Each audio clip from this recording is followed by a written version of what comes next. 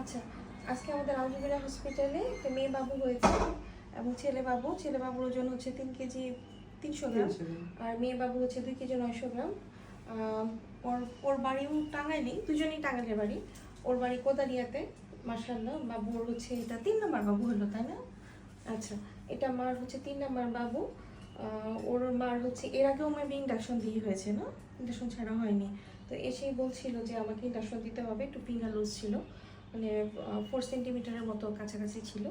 তারপরে তো ইন্ডাকশন দেওয়া হয়, কালকে হয়ে গেছে আল্লাহর রহমতে, রাত্রেবেলা হয়েছে বাবু। এখন 2টা বাবুকে ছুটি দিয়ে দিব। মাশাআল্লাহ, এই বাবুর মাথায় এত সুন্দর চুল হয়েছে, খুবই সুন্দর একদম। আমার বড় মেয়ের মাথায় এরকম চুল হয়েছিল, অনেক সুন্দর চুল। বাবুর মার মাথায় অনেক চুল, না বাবুর মা বাবা দুইজন মাথায় অনেক চুল। যাই হোক, এই বাবু নর্মালি হয়েছে আল্লাহর রহমতে। বাবুর মার অনেক ধৈর্য ছিল এবং অনেক, মানে কি বলবো, ধৈর্য এবং সাহসী না থাকলে কখনোই নর্মাল ডেলিভারি হয় না। আগে 2টা ওনার নর্মালি হয়েছে, এইটা হচ্ছে 3 নম্বর বাবু। এর আগে ওনার ছেলেও আছে, মেয়েও আছে, এবার আবার মেয়ে হলো।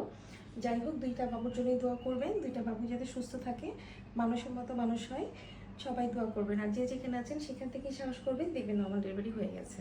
সবাই ভালো থাকবেন, আল্লাহ হাফেজ, আসসালামু আলাইকুম।